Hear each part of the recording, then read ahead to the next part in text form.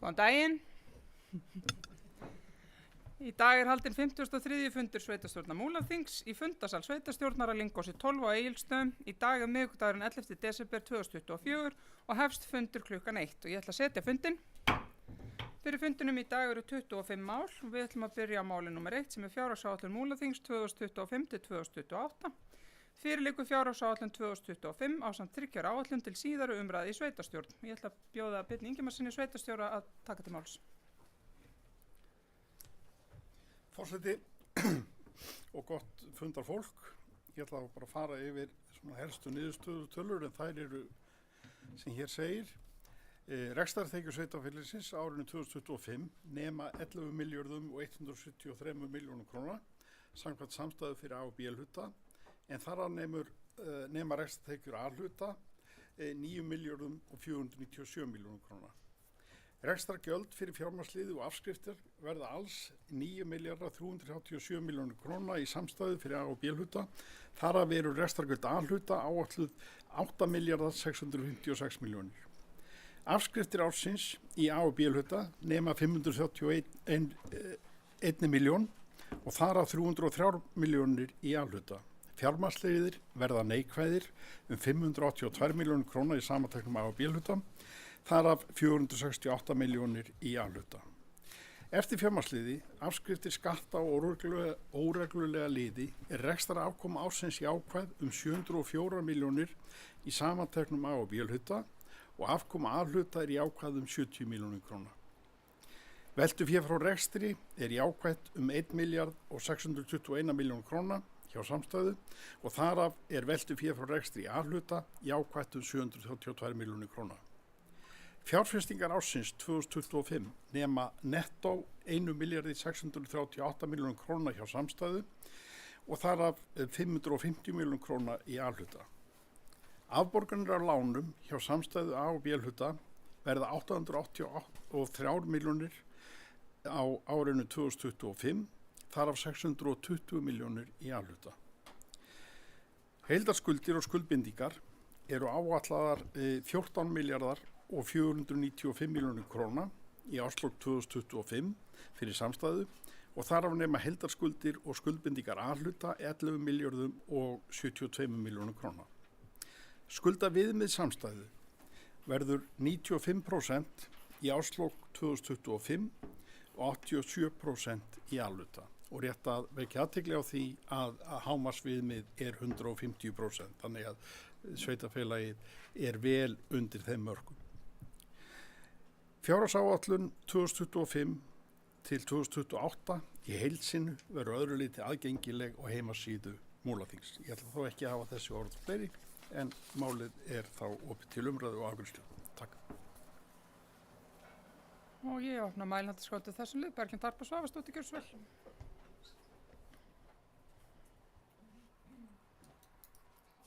Forseti, góði fundamenn. Bara þakka Birni Ingimars fyrir sína yfirferð en ég hafði svona hripað hjá mér nokkra punkta sem ég langaði bara líka að fara yfir.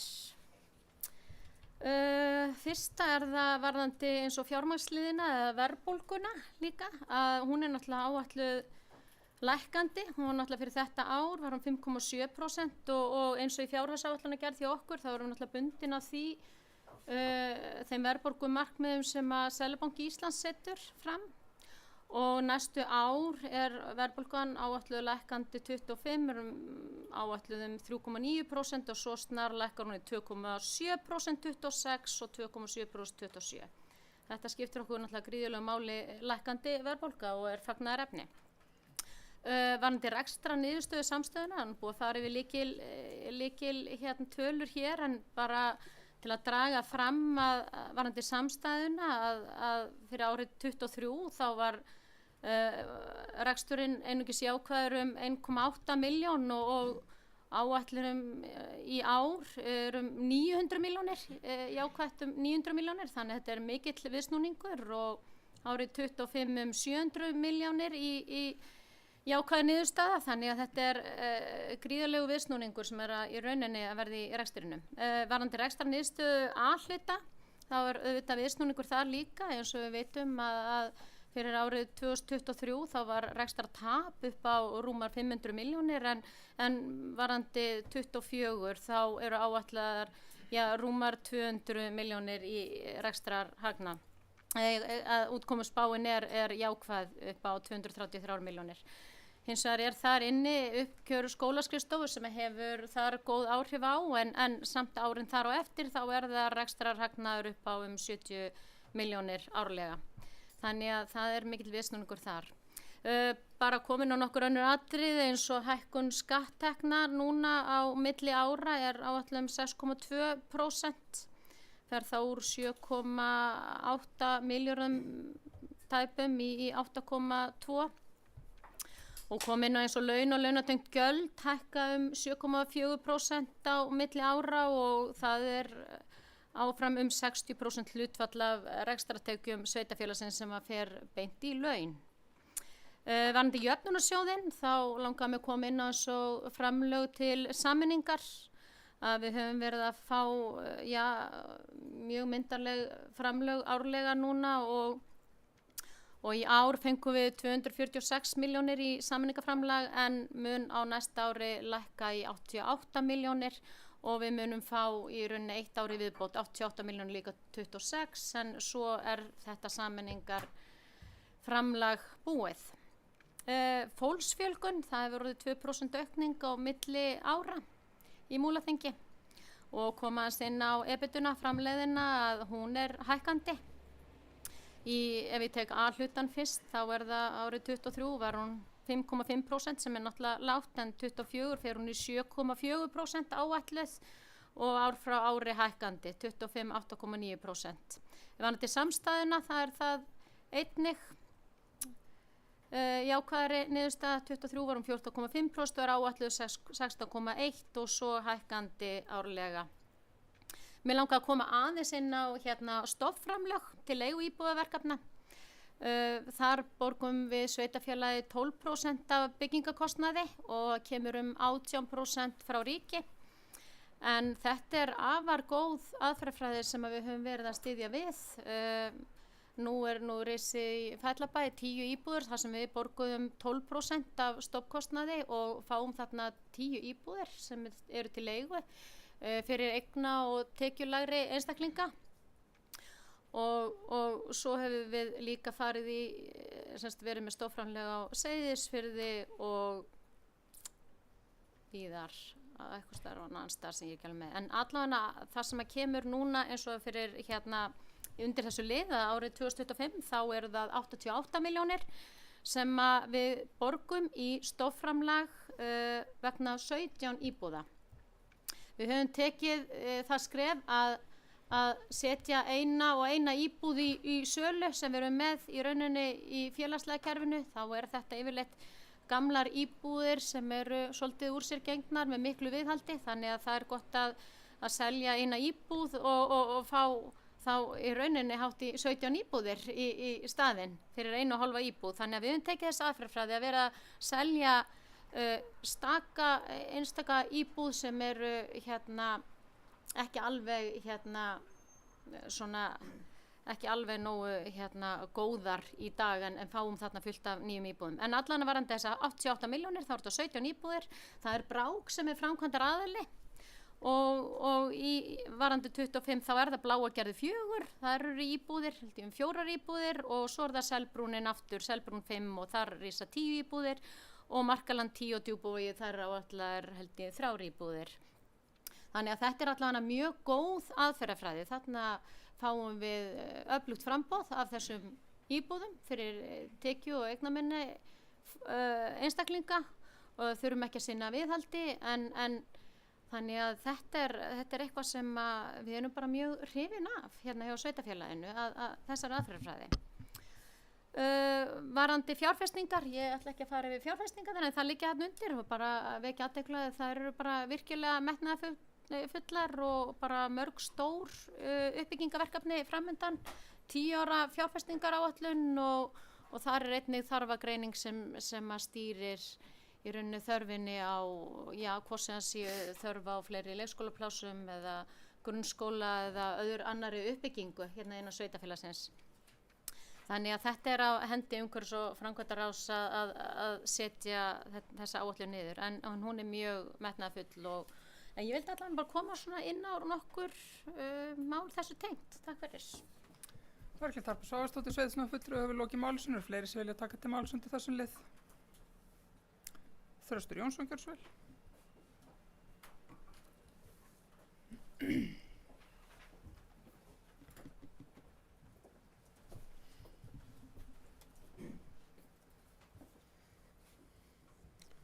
Forseti, annað gott fundafólk. Það ákveðin léttir að þessi áætlun komin í gegn og ég ætla nú að þakka bara starfsfólki fyrir það. Við búum vel af talnaglöggu fólki þar og á öðrum ólastöðum þá valdi fjármálastjóri og sveitarstjóri standi sig afar vel þar og fjársjóður að hafa slíkt fólk við störf. Ég hins vegar, eins og ég sagði síðast þegar að fyrstu umræðun að þá sem sagt skilaði ég blönku þar sem ég satt hjá í atkvæðagreiðslu og mun gera það aftur núna af sömu ástæðum og það er raunin ekkert breyst á milli umræðinni því en það er þetta að gríðarlega stór málaflokkur hjá okkur eru fræðslumálin sem taka 53% núna í áætlun fyrir 2025 af útgjöldunum, þar sé 4,6 milljarða af cirka 8,7 milljörðum fyrir afskriftir. Það eru 53% en mér best vitandi þá er ekki mjög margir sem hafa mikið innsýn inn í þann málaflokk. Hvað er verið að borga og hvað kemur út úr honum. Einhvern tímann fékk ég bara að heyra, já, þetta er mest launakostnaður en jú, það er reyndar alveg rétt en ef mann reka verksmiðju einhverstað bílaverksmiðju og einhver segir að það er bara launakostnaður og bílarnir koma handónýndir út, þá er það bara í lagi. En ég er ekki að segja það að nemendur komi handónýndir út úr skólakerfinu, við bara einfaldlega vitum það ekki og höfum afskaplega lítið innsýn inn í þennan stóra málaflokk sem þó ber höfuð og herðar yfir alla bæði hvað var það kostnað og líka að mér finnst ábyrgð. Og þetta er ekkert sér vandamál hér í Múlaþingi, þetta er vandamál á landsvísu, það hefur verið skrifuð heil háskólaríkir að sveitarstjórnarfólk rauninni forðast að setja sig inn í þennan málaflokk, getur það kannski ekki. Ég hef reynt það aðeins, það er mjög erfitt að nálgast upplýsingar, bara sem dæmi að þessar ágætu PISA-kannanir sem nú mikið vitnað í að ég fór fram á það að sjá sundugreindar niðurstöðu fyrir skólana hér í Múlaþingi. Mér var neitað það á forsendum einhverja, það mætti ekki fara að birta slíkt og þetta væri svo mikið leyndó og svo framvegis. Þannig að af þessum, ég er eiginlega hálfgert svona að mótmæla því að fá ekki okkur gefið það af ríkinu að reka þessa skóla. Við höfum lítið það að segja hvað fer það fram, það er bara einhver kennsluskrá og námskrá og svo framvegis.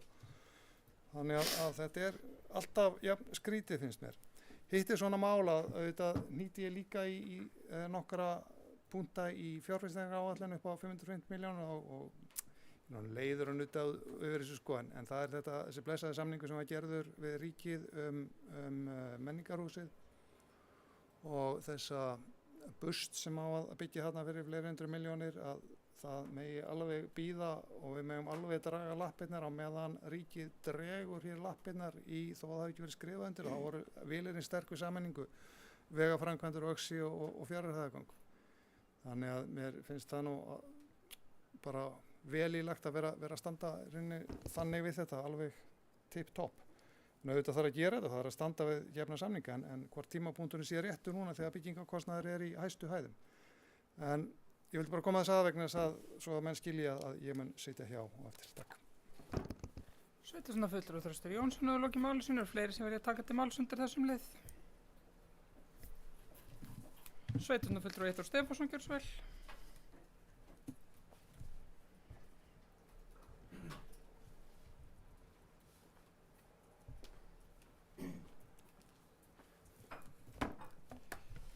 Frú forseti og annað fundafólk.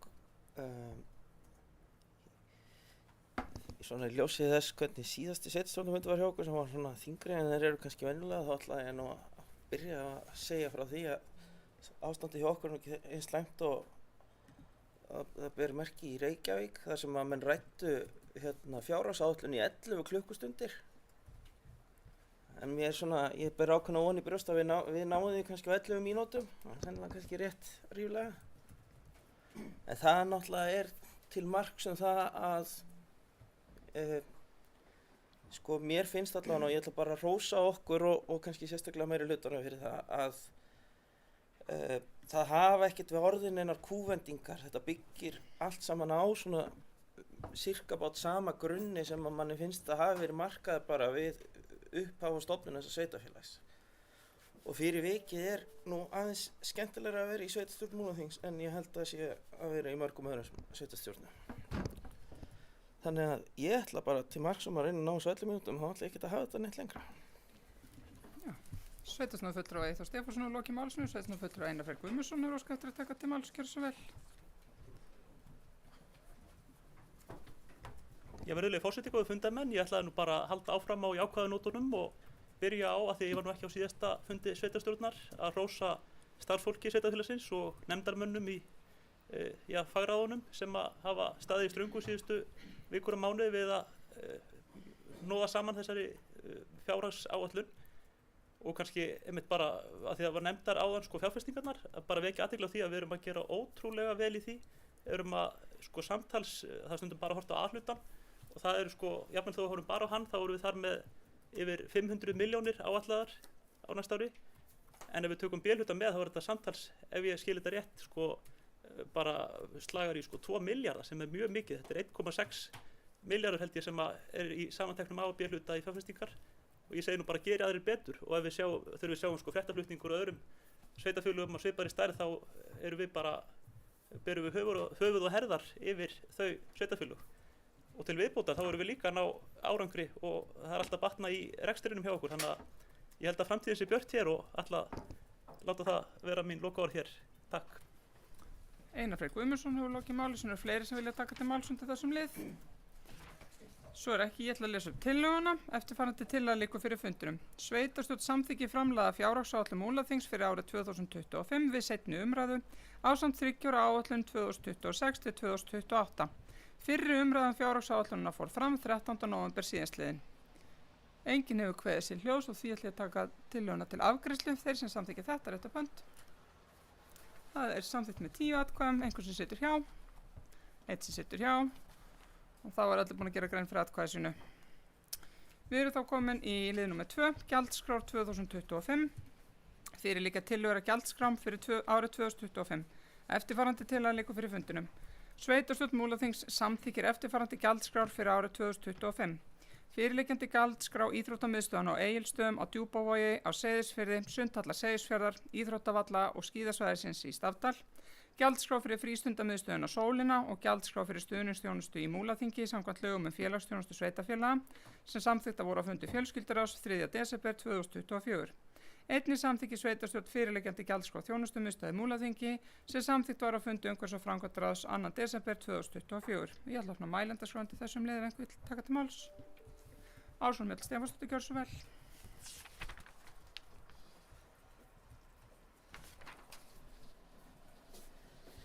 Já, frú forseti og annað gott fundarfólk. Þetta verður nú ekki langt en ég held að það sé ágætt að komi kannski að því sé haldið til haga að ef að, já í rauninni að það sé töluverður hugur í samt ráðinu, fjölskylduráði, að taka svo þessar gjaldskrár til ákveðinar og gagngerrar skoðunar með það í huga að í rauninni kannski ekki einhverja allsherra samræmingu, heldur bara þær byggja náttúrulega á bara gamlum grunni og lagfæra þær aðeins til á vormánuð. Takk. Sveitarstjórnarfulltrúi Ásrún Mjöll Stefánsdóttir, lokið máli sínu. Jóhann Hjalti Þorsteinsson, gjörðu svo vel.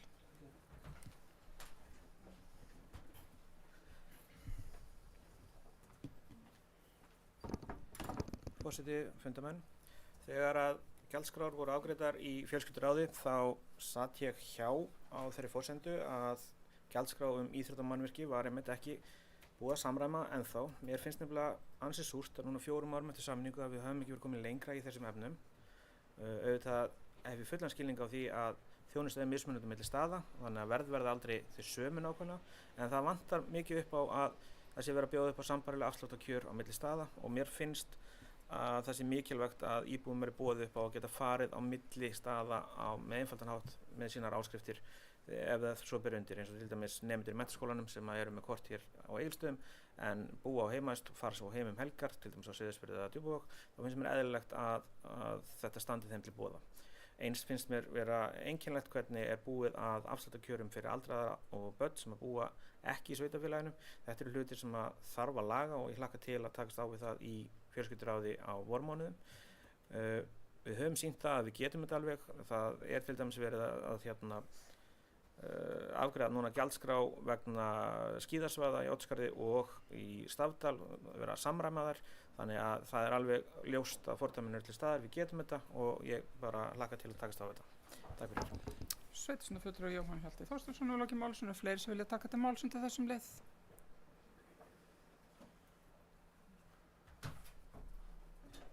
Svo ekki, þá tökum við tillöguna til afgreiðslu. Þeir sem samþykkja tillöguna rétt upp hönd. Það samþykkt samhljóða. Þá erum við komin í lið númer 3, Fjarðarheiðargöng. Fyrir liggur ósk frá Hildi Þórisdóttur að fjalla verði fyrirhuguð Fjarðarheiðargöng á fundi sveitarstjórnar. Eftirfarandi tillaga liggur fyrir fundinum. Á fundi sveitarstjórnar þann 11. september síðastliðinn var farið þess á leit við innviða fjármála og efnahagsráðherra að heimila Vegagerðin að hefja undirbúning útboðs vegna Fjarðarheiðargangna sem nú hafa beðið fullhönnuð í 2 ár. Engin viðbrögð bárust því miður við bókun frá viðkomandi ráðherrum. Sveitarstjórn Múlaþings harmar afgreiðslu Alþingis á fjárlögum þann 18. nóvember síðastliðinn þar sem engir fjármunir eru settir í Fjarðarheiðargöng fyrir árið 2025. En alvarlegri sú staða í ljósi þess að í landinu hefur ríkt hlé í jarðgangagerð síðastliðin 4 ár. Enn fremur vekur það áhyggjur að ný samgönguáætlun og tilheyrandi aðgerðaáætlun var ekki afgreidd á nýloknu þingi, hvorki fyrir sumarleyfi Alþingis né í nóvember. Þá vekur athygli að gert ráð fyrir framlög vegna undirbúnings jarðgangna á 4 stöðum á landinu, Fljótagöng, Hvalfjarðargöng, Ólafsfjörður og Dalvík, Súðavík og Ísafjörður á sama tíma og Fjarðarheiðargöngum ekki hleypt í útboð. Sveitarstjórn Múlaþings skorar á nýja ríkisstjórn að forgangsraða fjármunum í mikilvæga samgönguinnviði svo hægt sé að hleypa fullhönnuðum Fjarðarheiðargöngum í útboð á næsta ári. Sveitarstjóri er falið að koma ályktun sveitarstjórnar á framfæri við þingmenn kjördæmisins sem og ráðherra í ríkisstjórn hún hefur tekið til starfa. Ég ætla að opna mælendaskrá til þessum lið ef einhver vilja taka til máls. Svo ekki þá tökum við Hildur Þórsdóttir sannlega ekki á svæðunum til að fylgja tillögunni eftir. Hver vil byrja? Þröstur Jónsson, sveitarstjórnarfulltrúi Gjársvel. Eins og það yrði engar umræður Fjarðarheiðargöng.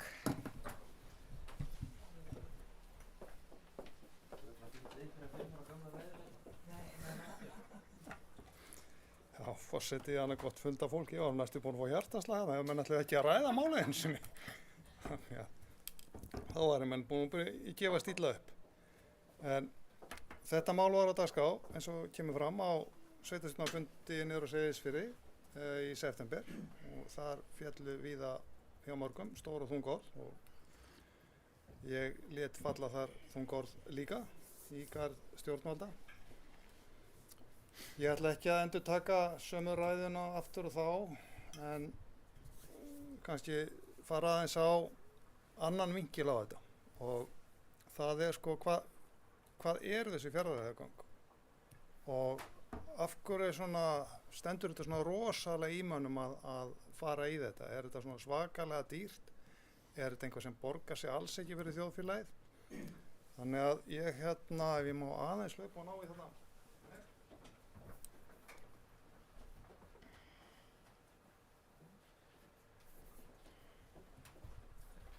Þannig ég fór að settast niður í morgun og gerði það sem ég kalla Fjarðarheiðar og Seyðisfjarðargöng rassvasabókhald og eigin uppistaðan fyrir því að ástæðan fyrir ég fór að gera það er þessi ágæti bæklingu sem að gefa út hér og borin í hús fyrir jól af Afli-Starfsgreinafélag, mjög fín bæklingur sem heitir Landsbyggðin gegn höfuðborgin og það mynd af einhverju manni sem að toga suðausturhornið einhvern veginn austur.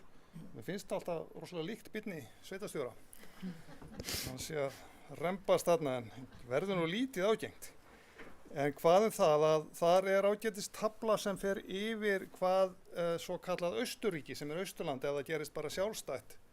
Bara með klifum okkur frá Íslandi hvernig það stæði og sú staða kemur ágætlega út að sem sagt, útgjöld af heildarútgjöldum þjóðarbúsins að þau koma 2,64% hingað austur á meðan tekjurnar sem við setjum inn í þjóðarbúið er 3,30% og þetta munar einhverjum 2 milljarða á árið 2011. Þannig ég tók þessar hlutfallstölur, náði í ríkistekjurnar í 2023 fyrirgefði og útgjöldin og fór svona bara aðeins að skoða þetta. Hvernig þú veist, er þetta algjörlega orðunægt að þjóðfélagið sé að leggja í þessa dýru framkvæmd? Skoðum aðeins, þetta verður smá talna upptalning og hún má alveg fara inn eitt eða út hitt. Það er kannski niðurstaðan sem ég fannst svolítið sláandi af þessu rassvasa bókhaldi mínu. Miðað við þessi hlutvöll sem er í þessum ágæta bæklingu og ég tek trúanlega, vegna fyrir því ég er höfð orð Merks fræðimanns, að þá sem sagt eru tekjur Austurríkis 2023, þeir eru 17,7 milljarðar og gjöld Austurríkis 14 milljarðar. Út af standa 3,7 milljarðar. Samkvæmt þessu sömu hlutföllum. Þannig að svo kíkjum við á Fjarðarheiðargöngin að þar er kostnaður að göng sem kosta 42 milljarða á verðlagi sem 2023. Vegur er viðbót upp á 4,7 milljarða, samtals 46,5 milljarðar. Ok, ég fór þetta nú aðeins að grufla í þessu vegna til þess að finna hvar virðisaukaskatturinn væri í þessu öllu og hann er inni í þessu. Hann er ekki fyrir utan. Og þá komum við að bara tekjunum sem fara beint inn í ríkissjóð aftur og það er 24% virðisaukaskattur. Það eru 11,2 milljarðar og síðan slumpa maður svona á tekjuskatt og annað, svona eftir því sem ég bara googlaði, 20% í viðbót, mjög varlega áætlað. Þannig að samtals eru þetta 8,2 milljarðar, þannig að nettókostnaður ríkisins fyrir sem sagt fjármagnskostnað væri þá 28 milljarðar á þessum göngum. Það er sem þau kosta nettó ef að ríki bara ætti peninga einhvers staðar inn í Seðlabanka, ég veit ekki hvað, og bara ryti þetta úr vasann. En það er ekki alveg svo gott, þannig að höldum áfram með dæmið og segjum að ríki tæki bara lán fyrir öll draslinu á þeim vaxtakjörum sem eru núna sem eru ekki sérlega góð, í kringum 5% í 25 ár. Þá er vaxtakostnaður þarna 22,8 milljónir, þannig að nettókostnaður ríkisins tóð allt 51,1 milljarður. Þannig kemur það út. Þá spyrjum við, að öllu óbreyttu, alveg sama hvað þetta leggur inn í þjóðarbúið, hvað eykst veltan þarna og höfnin nýtist betur og flugvöllurinn og allt þetta sem við erum alltaf að tala að þá tæki það sem sagt Austurríki 13,8 ár að borga upp kostnaðinn fyrir ríkið. Með þessu sem er tekjur umfram gjöld sem koma úr vörsum Austfirðinga. 13,8 ár, það er mun minna heldur en greiðslutíminn á láninu. Og við skulum ekki gleyma Fjarðabyggð, þannig að ég hendi þarna inn líka Seyðisfjarðargöngunum frá Norðfirði til Seyðisfjarðar og sem kosta með vaskju eitthvað 41,5 milljarð og bara til að gera langa sögu stutta, bara tökum við sömu hlutföllin á það, þannig að það til þess að greiða þau í viðbót, þar þurfum við 12,3 ár. Samtals 26 ár sem er á pari við lánið sem ríkið þarf að taka. Og þetta kalla ég, ef þetta stendst, sem ég held að það geri, má kannski slá út, kannski pluss mínus 1-2 milljarðar hér eða þar, ég veit það ekki, það skiptir ekki öllu máli. En stóra myndin er svona og þetta er no-brainer fyrir mér. Þannig ég skil bara í hvað menn er að bíða, jafnvel þó að var engin vegagjöld. Förum aðeins í það. 275.000 ferðamenn á ári áætlar, ferðamálaráð að fari komið til landsins með Norræna og það gefur svona cirka að 100.000 bílar fari yfir Fjarðarheiði, segjum að það sé 2 bíl eða einhvað vel undir því. Nú, það er cirka 273 á dag, þannig ég svona slumpað á það að þetta svona með innanlandstrafikina að þá væri þetta þessi 273 á dag sem bara stemmir ágætlega þegar maður leita á umferðartölunar í morguns klukkan 10, þá voru 72 bílar búin að fara yfir. Það á low season. Þannig að þetta er eitt fjarri lagi. Nú setjum svo verði sem er í Vaðlaheiðargöngum á þetta, það væri veggjaldarnir på 2500 kall, þá er það 100.000 bílar á ári, 250 milljónir, 6,3 milljarðar á þessum 25 árum. Og enn er ekki búið að taka inn í myndina efnahagsáhrifin sem verða af þessum göngum vonandi. Og þá kemur kannski að hlut sem að sko við sem kannski sveitastjórnina höfum klikkað dálítið á, að álit svona hins almenna Íslendings er það að þessi göng séu sett upp til þess að 600-700 seyðfirðingar komist í bónus. Það er bara hitt svoleiðis. Það er við sem þurfum að komast niður eftir. Við þurfum að nýta á höfnin okkar. Og það sem meira er, ef við fáum þessu höfn þannig að hún sé nýtanleg, þegar hún er varla nýtanleg með þetta risa fjall hérna á milli, að þá geta mann farið að hugsa verulega iðnaðaruppbyggingu á héraði. Það er óvíða meira landsvæði til ráðstöfunar. Það er óvíða góðir innviðir þegar það kemur með tillit til flugsamgangna, rafmagns núna og bara þökks í landsneti sem er staðið sig afar vel í uppbyggingunni á netinu eða. Plús það að sennilega finnum við heitt vatn einhvers staðar hér úti í Eðaþingunni. Og þá kem ég að einhverju sem að ég veist svo streikjum röðastól fyrir það en ég held að þetta sé lægvegs að það er engi stjórnvaldsákvörðun undir að það er þessi punktur þar sem þetta allt mætist og ég hef verið að kynna þetta og hef sett upp presentasjón með þessu hvað þetta mætist allt á þessum punkti og hvað þetta er kjörið svona svæði til þess að selja atvinnulífinu og ég kynnt þetta fyrir atvinnulífinu ýmsum atvinnureikuðum og maður segir bara, wow, þetta er bara svakalegt. Svo segir ég, nei, vegurinn hérna, hann fer hérna bara því með bara eða alveg suði fyrir raskat. Og maður skilja bara ekki neitt í þessu. Og ég held bara að, þú veist, ég getum örgulega að fara að karpa um þetta, sko, en ég held að menn þurfa aðeins bara svona, ekki hér kannski, ég held bara aðeins að hugsa sem, vegna þess að við þurfum að selja þessi göng. Það er þessi taktík að bara gráta og grenja í ríkisvaldinu, hún er ekki ganga, hefur aldrei gengið. Við þurfum virkilega að selja og svona tölur eins og þetta ágæta Rassabókald sem hann tók nú ekki nema hálftíma að vinna í morgun að það bara segir rosalega mikið og langar skýrslur, langar tölur hvað þetta allt verður sé aðeinslegt á Austurlandi og svo framvegis einhverja tilfinningar, það gefur ekkert en hardcore tölur tala bara sínu máli og það er rosalega erfitt held ég að reka okkur tilbaka með það síðan getum við náttúrulega bætti það að þetta gefur þessa kosti á að byggja upp atvinnulífið og svona virkilega vega á móti suðvesturhorninu eins og þessi ágæta mynd frá Afl sýnir og það er ekki, þar kemur eitt mómenti í viðbót sem er rauninni sölumóment fyrir okkur sko það er ekkert langt síðan það var heill bær á landinu rýmdur sko sterkasta sveitafélag á landinu það var bara rýmt á einni nóttu hvað gerist nú að sama eldgosi kemur einhvern veginn upp þannig að það fara að flæða raun niður í Hafnarfjörð ætla menn að fara með alla hafnfirðinga yfir til Reykjavíkur. Daginn eftir kemur sama raunin niður Elliðaárdalinn. Hvað þá? Bob. Það eru bara 2 svæði á landinu sem eru í rauninu örugg fyrir þessari náttúruvá. Það eru annars vegar Vestfirðir og hins vegar Austurland. Því miður með Vestfirði þar er önnur náttúruvá sem er ofanflóðahætta, töluvert mikið vandamál. Þannig að eftir stendur það er bara Austurland.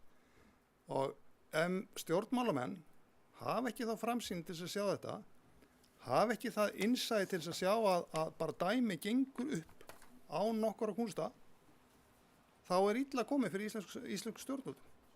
Og ég bara vona það að þessi nýja ríkisstjórn, hann er berið gæfu til að líta á hlutina öðruvísi en vinstri flokkarnir 3, Sjálfstæðisflokkur, Vinstri grænir og Framsóknarflokkur. Takk fyrir.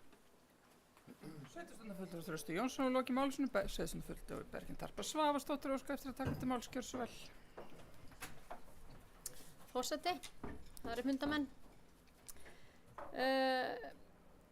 Ég ætla bara að þakka Þresti Jónssoni fyrir sveitarstjórnarfulltrúa, fyrir hans yfirferð og tölur og fleira. Þetta er bara akkurat aðferðfræðin sem við þurfum að viðhafa. Mér líst vel á þennan bækling eins og hann kom inn á og sýndi hér í pontu og Austurríki, það segir nú heilmikið Austurland og þetta er akkurat sameiningar nafni sem maður hefur í huga þegar við munum sameinast. En þangað til þá þurfum við að vinna sem ein heild og við erum heldur betur farin að vinna eftir því í gegnum samband sveitarfélaga á Austurlandi. Við vorum auðvitað með þennan lið eins og kom fram í málið Þrastar á Seyðisfirði í september og eins og sem kom fram í máli minnu líka í baklingnum að þá finnst manni dapurt að þegar við erum trekk í trekk með mál sem skipta okkur máli og eins og með þessar samgöngubætur okkar að fá ekki svör eins og frá ráðherra sem var þá starfandi innviðaráðherra á þessum tíma. Manni finnst þetta eru svona eina aðferðafræðin sem við getum notað til þess að koma með rök og þrýsta á uppbyggingu í okkar samfélagi. Þess vegna erum við mætt hér aftur og höldum þessu áfram. Ég var nú aðeins hugsi varðandi tímasetninguna núna, nú náttúrulega bara starfsstjórn, það engin, við býðum náttúrulega eftir nýrri ríkisstjórn og þá þurfum við bara að koma aftur með liðin inn og þrýsta á þessa, rök okkar undir þessum lið. Skal ég segja ykkur, í staðinn fyrir að vera svo sem að koma inn á öll þessi eins og maður segir með hlið og jarðgangagerð og göngin séu einu göngin sem tilbúin til útboðs. Við erum búin að tala eins og rispuplata þetta. Það eru allir með það algjörlega á hreinu og eiga að hafa það. Þannig að maður skilur ekki okkur ekki farið í þetta. Þá komum við að þessum tölulegu staðrendum eins og Þröstur kom líka hérna inn á. Það sem við getum gert að við höfum verið að leita til þingmanna okkar og til þess að nuddast fyrir okkur og hafa áhrif í gegnum þá, en það akkurat þannig að við erum svo fá, við erum með ákveðin fjölda þingmanna og svo það jöfnunar ákvæði sem við eigum við akkurat núna og Norðvestu kjördæmi var í ljósi jöfnunar ákvæðis að missa þingmann og sínu kjördæmi og sem byggist bara á íbúafjölda, þannig að það byggist allt orðið á íbúafjölda, ekki verðmætasköpun og þetta bara það sem við munum þurfa að eiga við í næstu kosningum. Að við munum Norðaustu kjördæmi missa þingmann. Þannig að þó þrátt fyrir að maður reyna að vera í góðum samskipti við þingmenn og við beitum okkur þar, það það bara ekki nóg. Það akkurat þannig. Við erum, fyrir löngu Austurland farin að átta okkur á þessu og erum að róa í þessa átt eins og Þröstur kom inn á. Við verðum fara að nota töluleg gögn og sýna fram á það að hagkvæmni þess og hvað það mikilvægt að fara í uppbyggingu á Austurlandi. Við sitjum eftir, það kemur bara víða í ljós að við sitjum eftir með til uppbyggingar, hvort sem það sé í samgöngum eða alhliða uppbyggingar hérna á Austurlandi. Þannig að það áhyggjuefni. Við höfum auðvitað reynt að vera samstillt á Austurlandi, bæði með svæðisskipulag og svo höfum við farið í að gera greiningu efnahagsumsvifum sem við gerðum þegar við hittum ríkisstjórn Íslands og við höfum fengið mikið lof fyrir það skjal og það eru bara tölulega staðreyndir sem að sýna það hversu mikilvægur fjórðungurinn okkar og hversu mikilvægan bara fyrir ríkissjóð. Þær tekjur sem að koma frá okkur og hversu mikilvægt það að standa undir öflugum samgöngum. Hér eru byggt á þessum útflutningsverðmætum sem eru, við erum 2,9% íbúa og stöndum undir fjórðungi vöru útflutningstekna sem eru 240 milljarðar og það skiptir bara gríðarlegu máli að halda því við. Nú horfum við bara við að varðandi vegi og brýr og fleira að það bara erfitt að stunda þungaflutninga hér á Austurlandi og það áhyggjuefni og þá hefur það bein áhrif á auðvitað verðmætasköpun en við getum ekki staðið vel að þungaflutningum og þeim verðmætum sem við erum með hérna í dag. En með þessa tölulegu staðreyndir þá var ég bara ánægð með það sem Þröstur kom fram með. Við þurfum að halda áfram að byggja þau rök og tala fyrir uppbyggingu hér og láta þau rök vega þyngra heldur en einungis íbúafjöldi og fjöldi þingmanna af því að þar erum við að verða undir í rauninni ef það bara byggist á fjölda íbúa. Þannig að ég líst vel þetta og ég skrifaði mitt hérna eftir ræðu þessar hardcore tölur. Ég bara alveg sammála því. Við þurfum bara að byggja upp fleiri gögn eins og efnahugsun umsöðum eru, að byggja upp eins og það sem að Þröstur Jónsson kemur fram með hér í pontu. Við þurfum bara að sýna fram á það hvað er mikilvægt að byggja upp Austurland, byggja upp samgönguinnviðina, göng, flugvöllin okkar, tengja allt Austurland, koma á jákvæðri íbúaþróun hér. Við erum eins og komum við inn á örugt svæði með til jarðhræringa og fleira, þannig að og erum tengda Evrópu, þá erum við hér næsti staðurinn hér á landi, þannig að við erum hér með öflugar hafnir, útflutning og fleira, þannig að við verðum að benda á þessar staðrendir og þessar tölur og við höldum þessu bara áfram, þannig að þegar það kemur ný ríkisstjórn þá býst ég við því að við fáum aftur þennan lið inn og við höldum áfram og vonandi með fleiri gögn og tölur hérna í farteskinu til þess að byggja á og senda með okkar bókun. Takk fyrir. Takk og sáðastátt. Loki Málsson, fleiri sem vilja taka til máls undir þessum lið. Svo ekki þó tekið tillöguna til afgreiðslu. Þeir sem samþykkja tillöguna réttu pönd. Samþykkt samhljóða. Við erum þá komin í lið nr. 4. Reglur sveigjanleg skil á milli leik og grunnskóla. Fyrirliggja reglur grunnskólagöngu sem samþykktar voru í fjölskyldaráði Múlaþings 5. nóvember 2024. Eftirfarandi tillaga liggur fyrir fundinum. Sveitarstjórn Múlaþings samþykki fyrirliggjandi reglur sveigjanlegt upphaf grunnskólagöngu og brautskráningu grunnskóla áður en 10 ára skyldunámi lokið. Fræðslustjóra falið að sjá til þess að reglurnar verði virkjaðar. Ég ætla að opna mælendaskrá til þessum lið ef einhver vill taka til máls. Svo ekki þó tekið tillöguna til afgreiðslu. Þeir sem samþykki þetta réttu pönd. Það samþykkt samhljóða. Við erum þá komin í lið nr. 5, ályktun frá skólastjórafélagi Austurlands. Fyrir liggur ályktun frá skólastjórafélagi Austurlands dagsett 21. nóvember 2024, þar sem skoraðar á sveitarstjórnar á Austurlandi að beita sér fyrir lausn kjaradeilu Kennarasambands Íslands, Sambands íslenskra sveitarfélaga og Íslenska ríkisins. Eftirfarandi tillaga liggur fyrir fundinum. Sveitarstjórn Múlaþings bindur vonir við að farsæl niðurstaða fáist sem fyrst fyrir hlutaðeigandi aðila í yfirstandandi kjarasamningsviðræðum. Sveitarstjórn vekur athygli á að umbóti kjarasamningsgerðar fyrir hönd Múlaþings sem og annarra sveitarfélaga hjá samninganefnd Sambands íslenskra sveitarfélaga og hvetur samningsaðila til að leggja allt kapp í að ná samkomulagi sem fyrst. Ég ætla að mælendaskrá undir þessum lið ef einhver hyggst taka til máls. Svo ekki þó tekið tillöguna til afgreiðslu. Þeir sem samþykki þetta réttu pönd. Samþykkt samhljóða. Við erum þá komin í lið nr. 6. Fundir sveitarstjórna, fagráða og heimastjórna janúar til júlí 2025.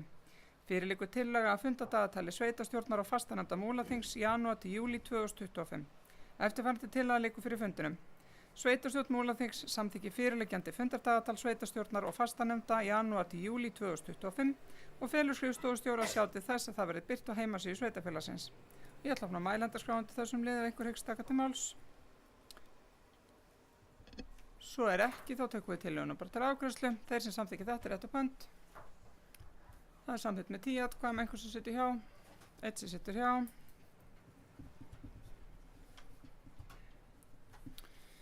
Þá komið að lið nr. 7, fundagerð stjórnar skólaskrifstofu Austurlands 2024.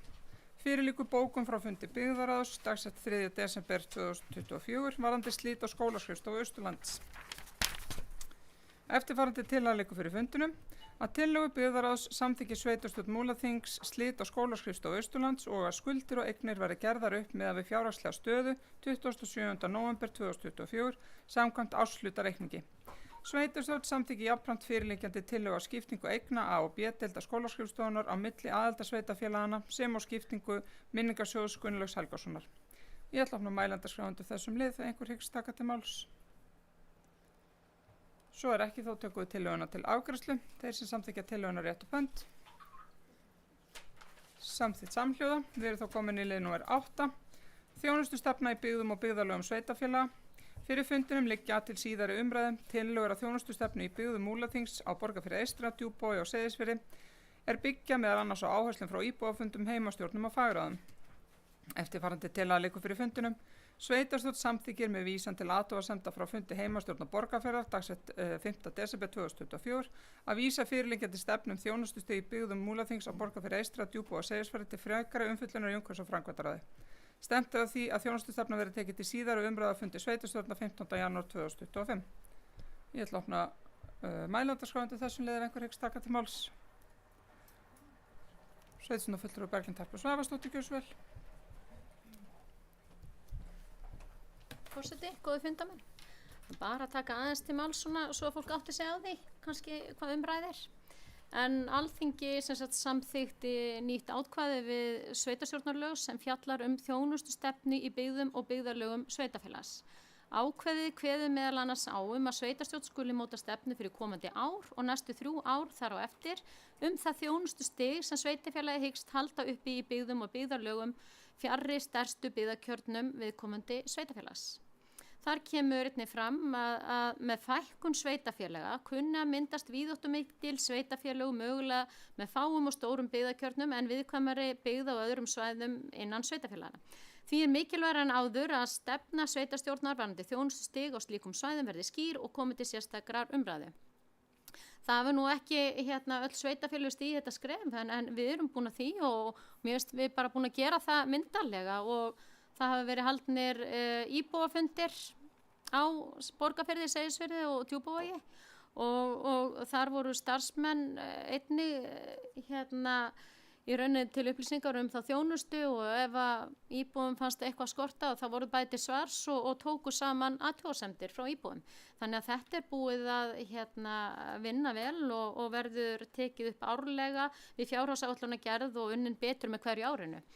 Þetta er náttúrulega bara ákveðin grunnur, maður hefði vilja vinna þetta betur og hafa meiri tíma en við sjáum fram á það að við munum gera það á ári. En þetta er allavega búið að vera mjög gott samtal. Þetta kemur náttúrulega inn á því að Alþingi setur fram þetta mál og setur þessi lög og við verðum að starfa eftir þeim.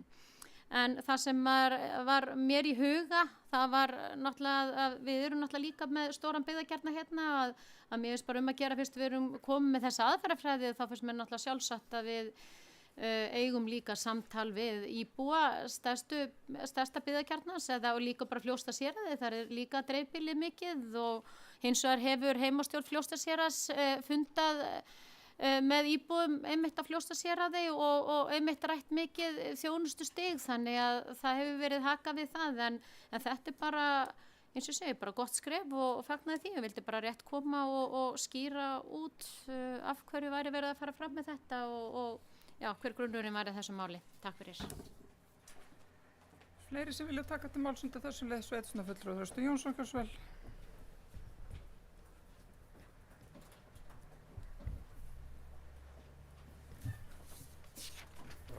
Fundarstjóri, annað gott fundafólk. Nú ætlum ég vera alveg ægilega jákvæður. Frekkan örugglega einhverjir í gutt. En þannig málum við að þegar ég sá þetta fyrst koma frá ríkinu beinum þetta þá svona lengdi maður augum svo, ein stefnan enn. Þannig leit ég á þetta lengi en sko svo kom í mig Ragnar Reykháls þegar áleið og ekki síst vegna þess að skrifstofustjóri okkar hefur unnið mjög gott starf í þessu plaggi og ég loksins skildi þetta þegar hann sagði okkur þá sem ég held sér náttúrulega upplýsa á byggðarráðsfundi að þetta væri rauninni ekki þjónustustefna heldur stefna þjónustustig sem er rauninni allt annar hlutur. Það er að segja að það er ekki verið að lýsa stefnu sveitarfélagsins beint í hvaða þjónustu það ætlar að koma með til frambúðar eða taka út eða eitthvað slíkt, heldur er þetta bara upptaling á þjónustustiginu í hverjum af þessum kjörnum, Seyðisfirði, Borgarfirði eystra og Djúpavogi og ennþá er einhvað fyrir Fljótsdalshéraðinn og vonandi verður það bara tekið inn líka. Kosturinn við þetta plagg er sá að þarna fær maður í einu plaggi yfirlit yfir það í hverju sveitarfélagið stendur, hvað það gerir og hvað það sem sagt vill gera og hefur gert í gegnum tíðina, bara mestu leyti vel held ég. Og þetta er mikilvægt plagg í öllu, jafnvel sko í markaðssetningu fyrir sveitarfélagið. Í því starfið að draga hinga meira fólk, að hafa einhverstað svona texta sem segir því að svona er þjónustustigið hjá okkur. Svo getur menn borið það saman við stefnu þjónustustig hjá öðrum sveitarfélögum og sé að það er bara miklu meira hærra þjónustustig í Múlaþingi og flust þangað. Þannig að ég ætla bara að hrósa þessu kjali og hrósa þeirri vinnu sem hefur farið í þetta og bara ómetanlegt starf sem skrifstofustjóri og fleiri hafa þannig. Takk. Sveitarstjórnarfulltrúi Þröstur Jónsson hefur lokið máli sínu. Eru fleiri sem vilja taka til máls undir þessum lið? Svo er ekki, þá tökum við tillöguna til afgreiðslu. Þeir sem samþykkja tillöguna réttu upp hönd. Það er samþykkt samhljóða. Við erum þá komin að lið númer 9. Undirskriftasöfnun gegn fyrirhugaðri friðlýsingu Stakkahlíðar í Loðmundarfirði. Fyrir liggur bókun frá fundi heimastjórnar Borgarfjarðar dagsett 5.12.2024 varðandi fyrirhugaða friðlýsingu Stakkahlíðar í Loðmundarfirði. Einnig liggur fyrir undirskriftalisti þar sem áformum friðlýsingu og afhendingu jarðarinnar auk húsakosts til ferðafélags Fljótsdalshéraðs er mótmælt. Málið er lagt til fram til kynningar. Ég ætla að opna mælendaskrá undir þessum lið ef einhver vill taka til máls. Sveitarstjórnarfulltrúi Eyþór Stefánsson, gjörðu svo vel. Formaður heimastjórnar og Borgarfirði.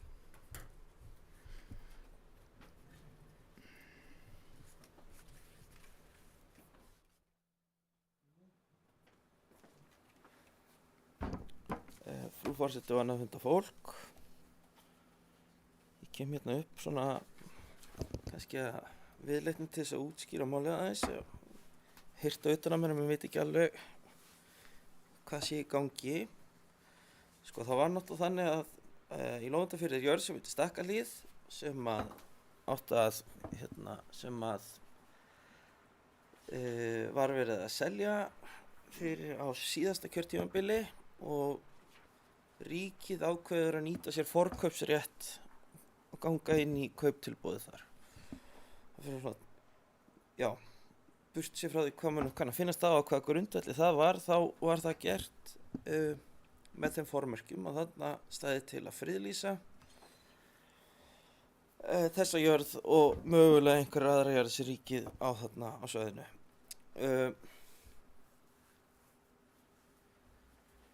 Sko, það má hafa á því ýmsar skoðanir hvort að ríkið sé heppilegur eigandi að jörðum. En mín persónulega skoðun hefur allavega alltaf verið svo að sko úr því að ríkið keypti þetta, það verður ekki tekið aftur. Þá er örugglega sko fyrir mér er allavega verri kostur að það sé ekki farið í þessa friðlýsingu og ríkið eigi þetta og þetta verður þá bara eins og hver önnur ríkisjörð sem muni þá bara mögulega bara drabbast niður og ekki neitt að gerast.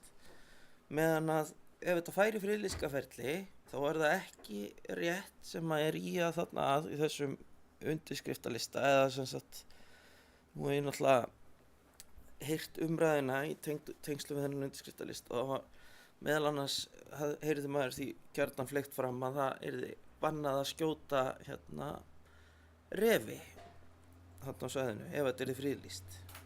Og það er bara er ekki þannig sko. Það er nýbúið að fríða stóru þarna einum megin og þar má skjóta refi. Svona svo dæmi séu nefnt.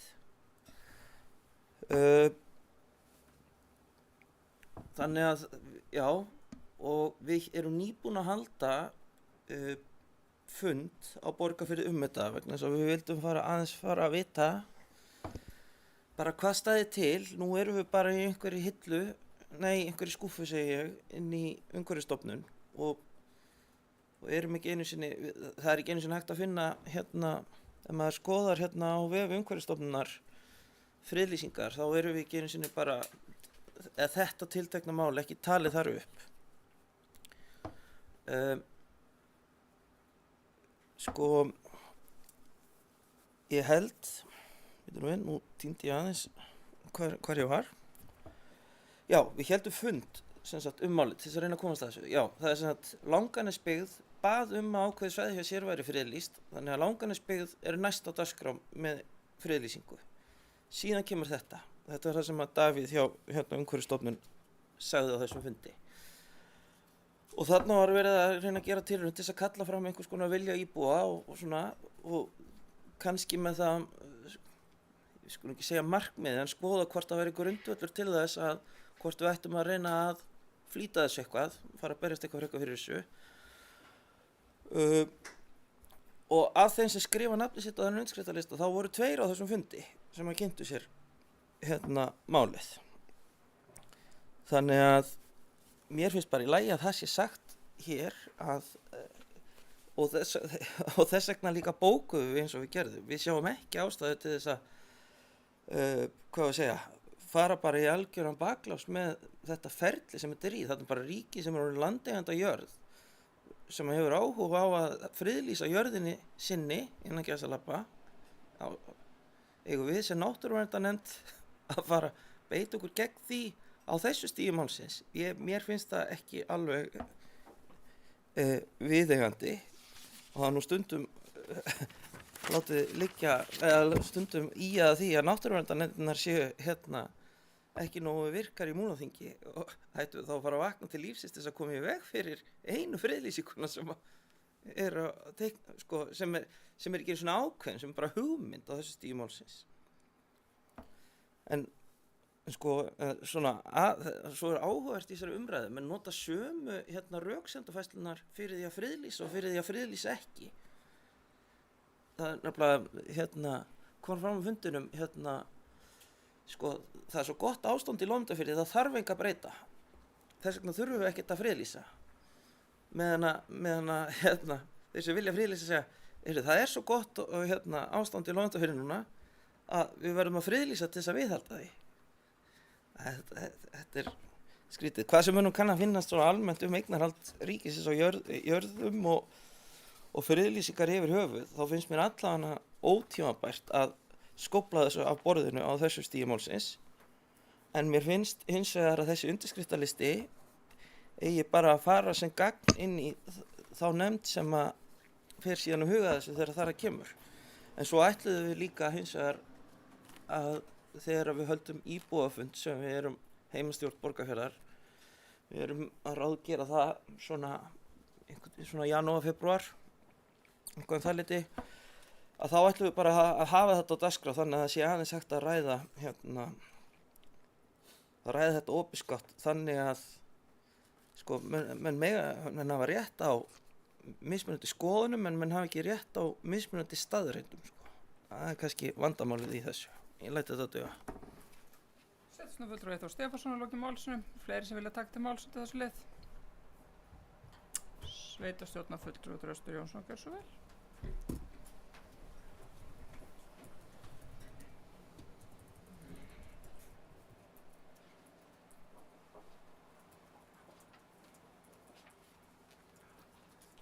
Já, forseti, annað gott fundafólk.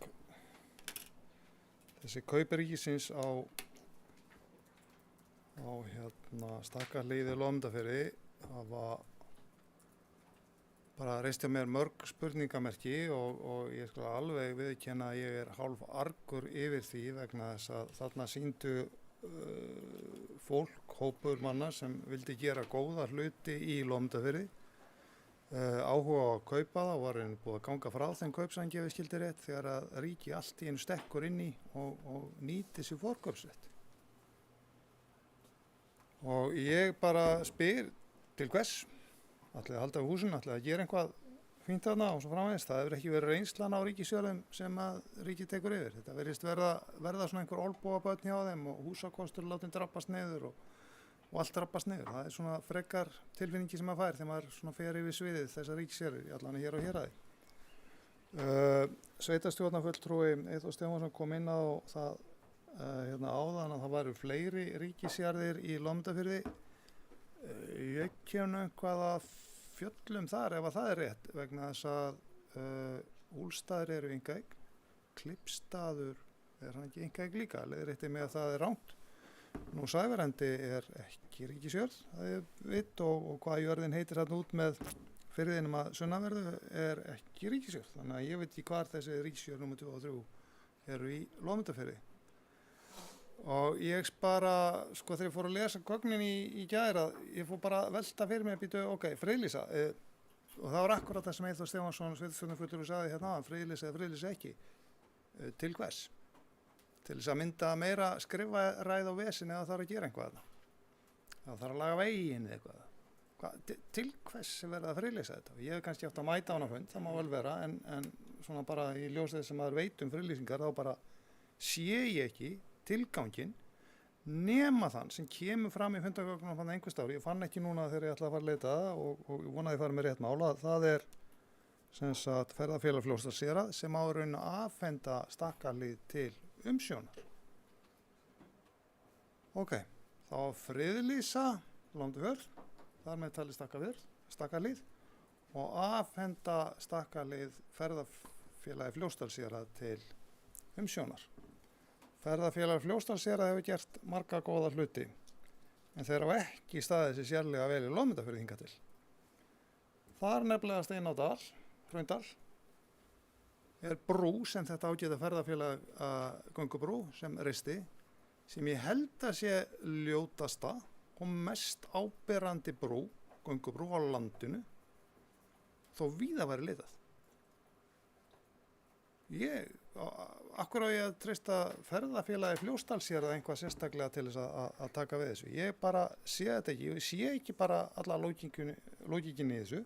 Það er hlýtur bara að vera einhver hundalógik nema einhver geti útskýrt þetta betur fyrir mér, af hverju þessi ægilegulæti og af hverju á að fara friðlýsta.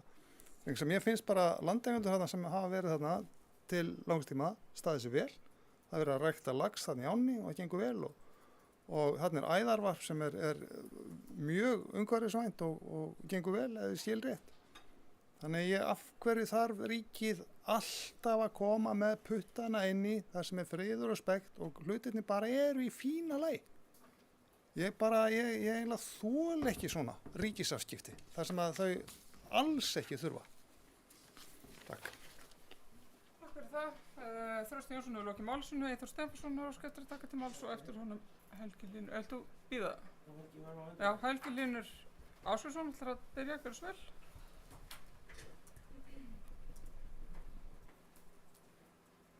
Forseti, manna fundarfólk. Þröstur, það eru 4 samliggjandi ríkisjarðir í Lóndafirði. Klippstaður er ríkisjörð, var kirkjujörð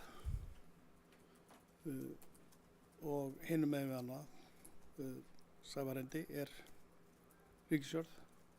Þar hún er setin og þar er æðarvarp. Og svo Ystadjörðin sem ég man nú ekki núna hvað heitir, sem er algjörlega diskammar. Ystadjörðin, Hjálmarströnd, hún er líka ríkisjörð. Hún hefur ekki verið byggð í 120 ára eða svo.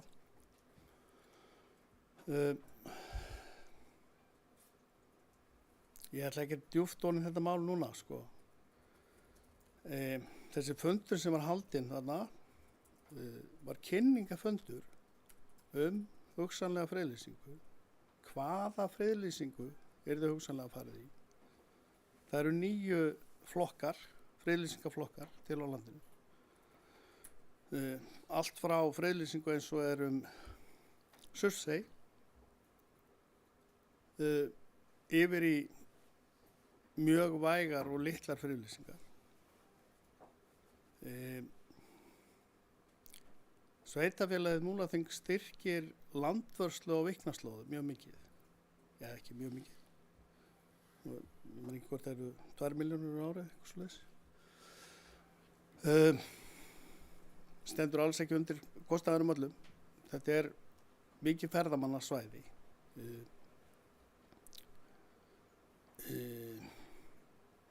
Það er verið að gera fína hluti í Loðmundarfirði að mörgu leyti, algjörlega.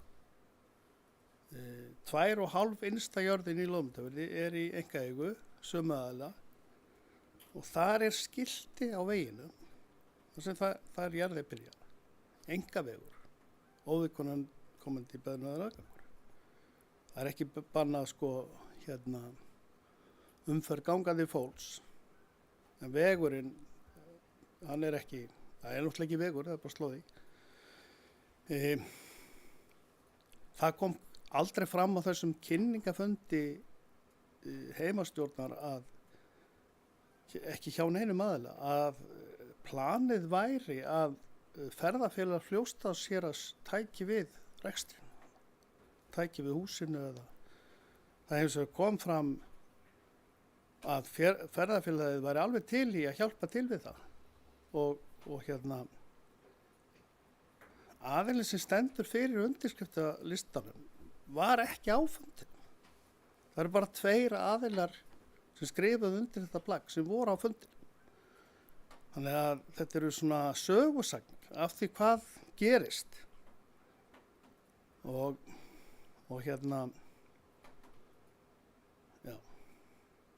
Þetta er keypt til þess að friðlýsa og það er bara mjög eðlilegt að við sveitarfélagið, borgfirðingar, seyðfirðingar, héraðsmenn hafi skoðanir á því hvernig það verður gert og þetta snýst eiginlega það. Ég trúi því sjálfur að þetta geti orðið mjög gott fyrir svæðið. Ég verði alveg að lúffa fyrir því að það er ekkert öllum sem finnst það. Það er bara hið besta mál. En ánum þess að geta, ef að annar aðili er náttúrulega bara sá sem að samferður að það sé vont, allar komið veg fyrir samtalið það, já, þá komumst við ekki mjög langt með það, en það táknar ekkert endilega að við komum veg fyrir það komið veg fyrir að það verði friðlýst. Yfirleitt er það ekki gert fullkomlega óþökk samfélaga, en það er bara friðlýsingar verða ekki góðar nema með samtali. Ég held að það sé alveg á hreinu. Takk. Sveitarstjórnarfulltrúi Helgi Finnur Ásbjörnsson hefur lokið máli sínu. Sveitarstjórnarfulltrúi Eyþór Skefforsson kemur til svara.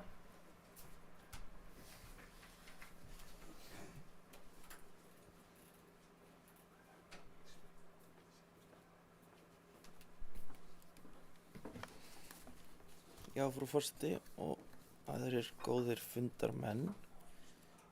Það var ágætt að sveitarstjórnarfulltrúi Þröstur Jónsson kom inn á þetta með að þetta afhenda ferðafélaginu jörðina, húsið, því að það var einmitt það sem ég glemdi að taka fram í málu mínu áðan, að það er eins og þetta er orðað á undirskriftalistanum, þá get ég ekki tekið undir að það sé satt hvernig þessu er lýst hérna. Því lýst hérna á fundinum var því lýst yfir að hálfu framkvæmdastjóra ferðafélags Fljótsdalshéraðs að félagið ætti að fá umsjón með jörðinni og húsakosti hennar, að friðlýsingu hennar frágenginni og þar væri áætlað að setja stopp fræðasetur í umsjón félagsins. Og þetta ber þess mjög greinlegt merki að sá sem er nú að safna sem stendur fyrir þessum undirskriftalista var greinlega ekki á fundinu, því að þetta er svo fjarri sannleikanum sem að raunverulega gerast á fundinum. Hins vegar var það svo að framkvæmdastjóri ferðafélags Fljótsdalshéraðs lýsti þessum hugmyndum og lýsti ferðafélagi reiðubúið að taka þátt í einhverju svona pælingum. En það að einhver sé búin að ákveða hvað er að gera við húsið, það liggur náttúrulega ekkert fyrir og mun ekkert liggja fyrir nema að það verði farið í þessi friðlýsinga áform. Ef það verður ekki farið í það, þá er alla líkur til þess að þetta hús annarkvort drabbast það niður og verður að engu, eða þá að það verður selt. Fyrir mér eru þeir tveir einu kostirnir. En varðandi hvað maður fær út úr friðlýsingu, það er náttúrulega ýmis dæmi hvað menn fá út úr friðlýsingu, en eitt af því er að liggur á ljóst fyrir að Landvarslan á Víknaslóðum og Lóðundafirði og Stórurð hefur verið krefjandi af fjármagna, og þetta er ekkert smá svæði og þetta er ekkert smá magn af gönguleiðum á þessu svæði. Sjálfsagt bara vandfundi svæði á Íslandi sem er með meira mestu gönguleiðum. Það er bara orðið mjög krefjandi að fá fjármagn til þess að fjármagna þetta, meðal annars vegna þess að svæði sem eru friðlýst í samkeppni eins og ég skil málvöxtu, í samkeppninu fjármagn til landvörslu, þá eru friðlýstu svæðin í forgangi á hinn. Þannig að svæði sem er búið að mynda einhverja stefnum eða sammælast hvernig að hafa hlutina og hvert að fara með þá, að þau hafa forgang og til dæmis hefur það verið þannig að nú mann ég ekki alveg tölurnar, Landvarslan á Víknaslóðum sjálfum, Breiðuvík og Brúnavík, og þarna víkunum þar í kring. Þetta er eina held ég dæmið á landinu þar sem að kemur styrkur frá hinu opinbera við landvörslu á landi sem í einkaeigu. Og það ekkert fyrir séð að það muni halda áfram. Og bara meira að segja bara, jafnvel, ég veit ekki hvort það rétt að staka svo djúpt í áruna að segja að það séu ákveðin teikn á lofti með það. En eitt annað svona sem dæmi hvað mögulega hægt að fá út af friðlýsingu. Til dæmis þegar það var friðlýst á Snæfellsnesi, þá gerðu menn stjórnar- og verndaráætlun og friðlýsingarskilmála. Og það sem kom fram þar var að menn ætluðu að það þyrfti að tryggja aðgengi fólks að svæðinu. Nei, sem að tryggja öryggi þeirra sem væru á svæðinu, meðal annars með bættu geymslusambandi, sem var til þess að það var settur upp GSM-sendar á svæðinu. Þetta gæti ef til vill gerst á Lóndafirði, reyndar eru mjög margir sem að sjá það bara sem það versta sem gæti komið fyrir Lóndafjörð að það væri geymslusamband í honum. En þetta alveg eitt af því sem væri mögulegt að fá út úr þessu, en það liggur náttúrulega bara ekkert fyrir á þessu stigi málsins hvað mögulega hægt að fá út úr friðlýsingu, og kannski fæst ekki neitt nema bara að festa ágætis ástand í sessi. En til dæmis þegar Stórur var friðuð, þá var ég veit ekki annað en að það hafi bara verið nokkuð ánægja með þá friðlýsingu miðað við nokkrar aðrar friðlýsingar. Það var ekki takmörku veiði eða umferð, ekki ef ég man rétt og skil rétt. En eitt af því sem var ákveðið var hvernig menn ætlaði að byggja upp en á ferðamannastað. Hvar menn ætlaði að hafa svona neyðarleiðir að ef einhver slasaðist í jörðinni, þannig að það má fá alls konar út frá friðlýsingum. En já, eins og ég segi, mér finnst þetta bara ótímabær umræða. Þá bara ríkið búið að taka ákvörðun að ætla að friðlýsa. Ég veit ekki annað. Þannig að þetta bara spurning, ætlum við að kíkja í pakkan eða ekki, Sveitarstjórnarfulltrúi Eyþór Stefánsson á lokið málsinu, sveitarstjórnarfulltrúi Ívar Karl Hafliðason óskar til að taka til máls, kjósvel.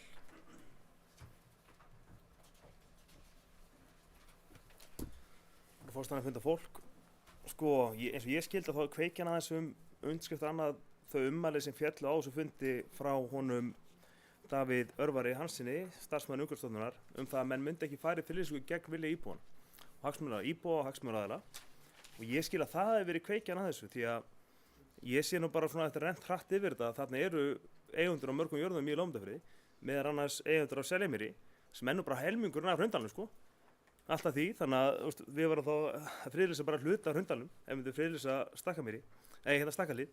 Þannig að ég held að ef það rétt haft eftir þessi sáttfundafund, ég vona það að menn hafi nú ekki misskilið það að hann hafi sagt þetta, að því að þegar við tölum Stórurð, og það var það gert í samtali og með samþykki landeiganda sem áttu landið. Og það bara svona spurning að því að það verður kannski ekkert gott að fara í eitthvað friðlýsingarferli gegn bara rauninni, eins og annarkvort þá bara friðlýsa einhver frímerki, eða þá að ef að íbúarnir á jörðum, samning jörðum ekki til í þetta. Og það kannski það svona sem ég held ég hef ítt mönnum í þetta. Og svo lýsir þetta bara áhengjum að því að með hugmyndir að eyðileggja Lóndafjörð fyrir mér Það sé ekki geðið samband á Lóndafjörð svona stæðsti kosturinn fyrir Lóndafjörð.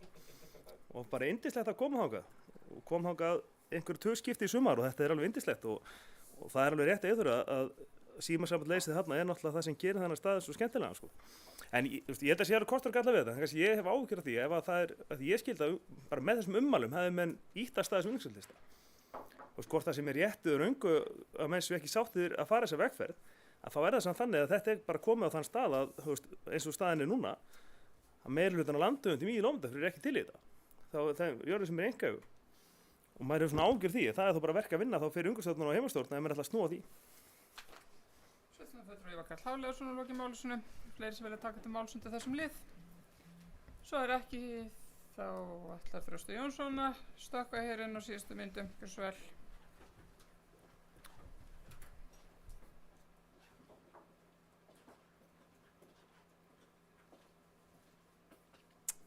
Já, forseti, gott fundu fólk. Ég þakka fyrir að ég var leiðréttur þarna með fjölda ríkisjarða í Lóndafirði.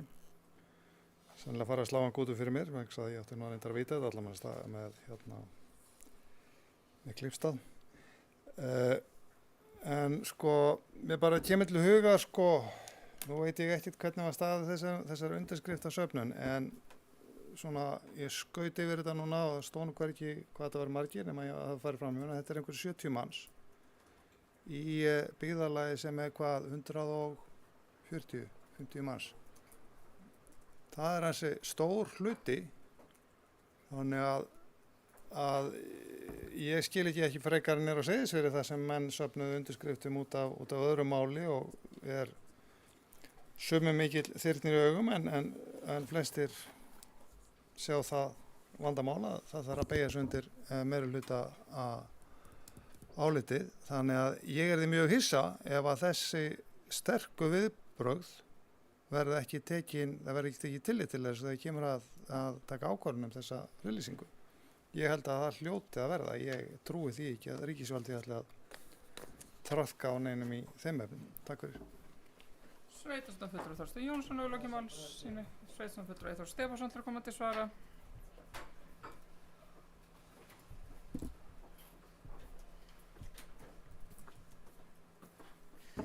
Já, frú forseti og annað fundafólk.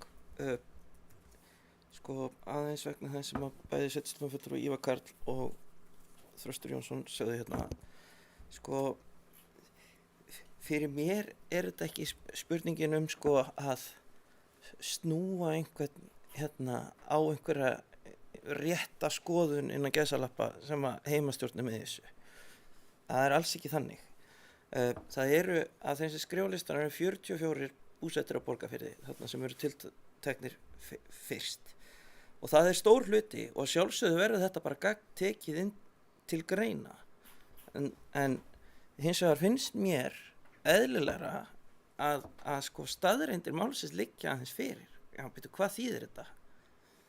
Og sko umræðan sem ég hef tekið við fólk í tengslu við hérna settu nafni sitt á hana lista og það var kannski sagt við það, já það má ekki skjóta ref í Lómundafirði ef afverður og það er auðvelt að kvitta upp á það, já það verður að vera hægt að skjóta ref í Lómundafirði. Hvort sem það er satt eða ekki, þetta er náttúrulega bara saga út í bæinn. Mér finnst þetta svolítið byggja á sögursögnum þessi listi. En sko, já, var þetta sem að sveitarstjórnarfulltrúi Ívar Karl sagði síðan að orðin sem féll á fundinum, það er rétt, þau voru orðið einhvern veginn á þá leið að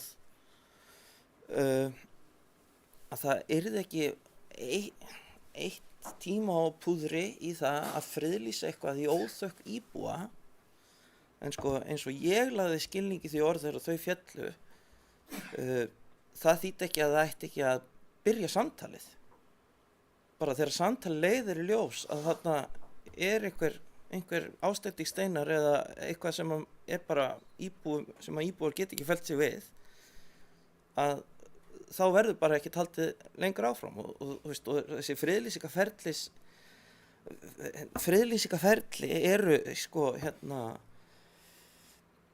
þau eru þannig að það eru kallaðir margir hagaðalega til og landeigendur meðal annars og svo geta mann bara dregið sig út úr ferlinu á hvaða tímapunkti sem mann vilja sko.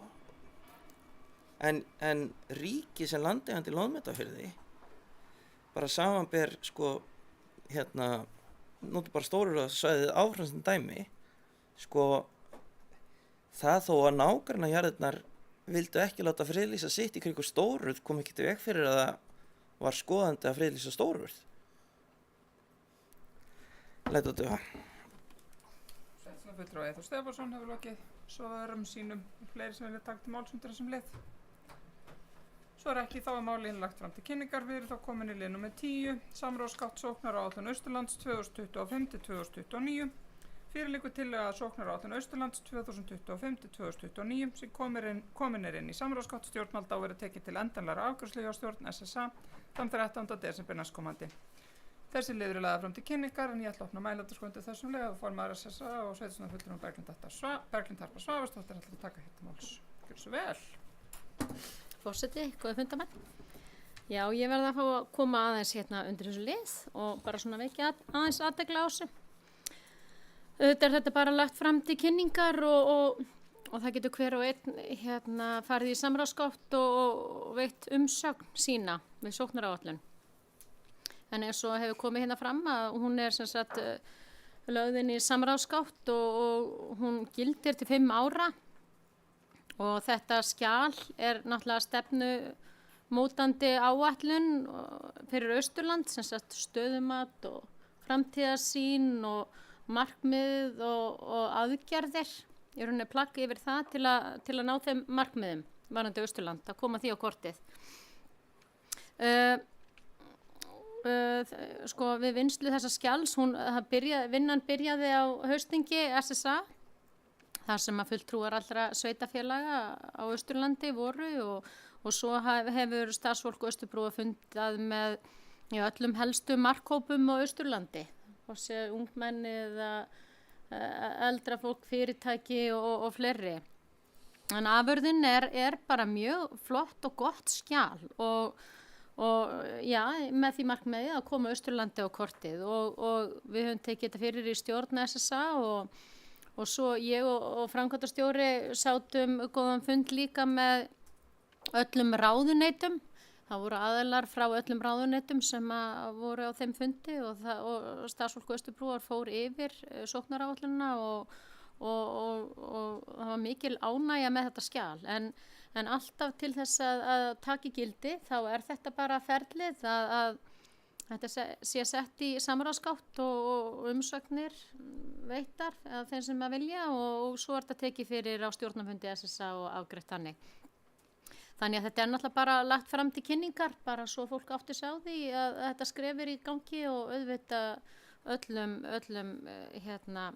það geta allir farið og veitt umsókn eða bara kynnt sér skjalið í samráðsgátt. Þannig að það er mjög gott og ánægð með það. Takk fyrir. Sveitarstjórnarfulltrúi Berglind Harpa Svavarsdóttir hefur lokið málsinu, fleiri sem vilja taka til máls undir þessum lið. Svo er ekki, þá er þessi liður lagður hér fram til kynningar. Við erum þá komin í fundagerðir og við byrjum eins og venja á fundagerðum heimastjórna. Hér er að ræða lið 11, 12, 13 og 14. Hér er að ræða fundagerð heimastjórn Borgarfjarðar nr. 53, fundagerð heimastjórnar Djúpavogs nr. 55, fundagerð heimastjórn Fljótsdalshéraðs nr. 53 og fundagerð heimastjórn Seyðisfjarðar nr. 51. Og ég ætla að opna mælendaskrá undir þessum liður, einhverju vilja taka til máls. Jóhann Hjalti Þorsteinsson, gjörðu svo vel. Minna á að fólk taki fram í upphafi hvaða fundagerð og hvaða lið það vísar í. Frú forseti, aðrir fundamenn. Það eru 2 atriði sem ég ætla að minnast á. Það er annars vegar úr 11. lið heimastjórn Borgarfjarðar, sem 7. liður þar sem við varum að tala um húsnæðisáætlunina. Ég ætla að grípa þetta tækifæri þar sem að þessu máli var frestað á síðasta fjölskylduráðsfundi, að þá vil ég taka undir með heimastjórn Borgarfjarðar mikilvægi sundurliðinnar þessar áætlunar. Að eins og hún er sett fram núna þá gagnast hún ekki heimastjórnum eða fagráðum þegar að kemur að því þess að átta sig á því hvaða innviða uppbygging er þörf á næstu árum. Þannig að ég vil impra á þessu. Hitt atriðið er sem sagt úr fundagerð heimastjórn Djúpavogs, 5. liður. Það var það vetrarþjónusta á Öxi og ég vil vekja athygli á bókun heimastjórnar nauðsyn þess að vetrarþjónusta á Axarvegi sé aukin og að vegurinn fái fasta ruðningsdaga inn á áætlun Vegagerðarinnar vetrarþjónustu. Heimastjórn benti á réttilega að það er á 3. tug ungmenna frá Djúpavogi sem stundar nám hér á Egilsstöðum og að fjöldi íbúa sækja mikilvæg þjónustu til Egilsstaða. Þess vegna er bara mjög mikilvægt að þessi vetrarþjónusta sé aukin og bætt.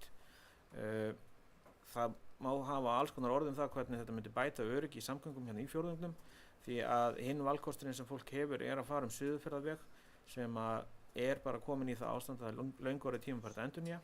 Þess vegna er bara mjög mikilvægt að Axarvegur sé þjónustaður eðlilega til þess að hann nýtist Austfirðingum öllum. Takk fyrir. Sveitarstjórnarfulltrúi Jóhann Hjalti Þorsteinsson hefur lokið máli sínu. Fleiri sem vilja taka til máls undir þessum liðum.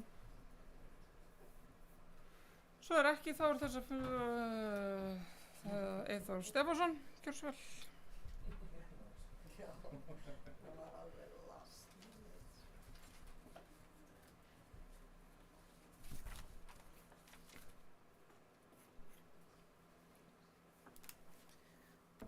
frú forseti og annað fundafólk. Þetta undir heimastjórn Borgarfjarðar.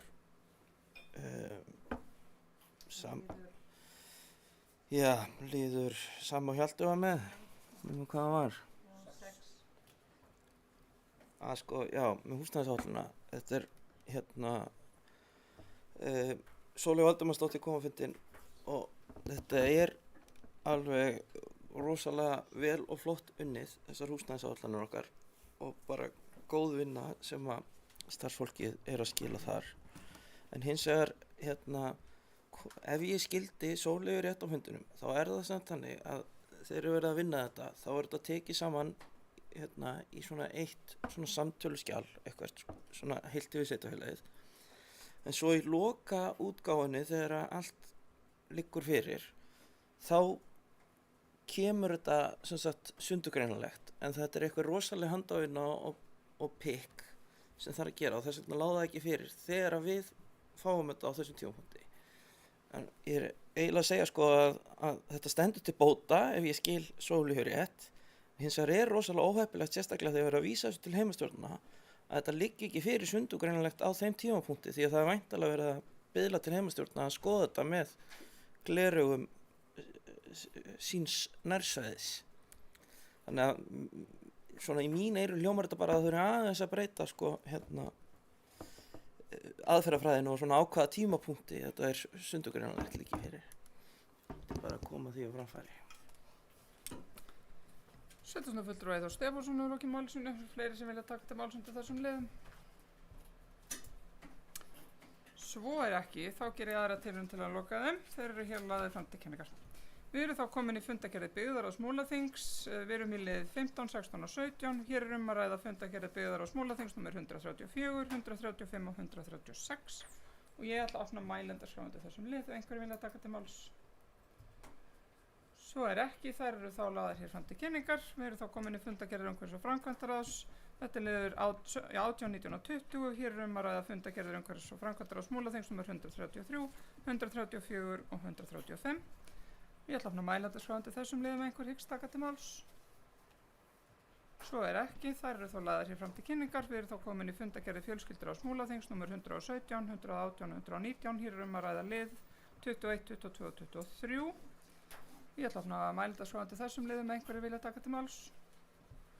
Svo ekki, við erum þá komin í fundagerðir ungmennaráðs Múlaþings nr. 34. Hér er liðið 24. Ég opna mælendaskrá undir þessum lið ef einhver vill taka til máls. Svo ekki, þá erum við komin í síðasta lið fundarins sem skýrsla sveitarstjóra og ég gef Birni Ingimarssyni orðið.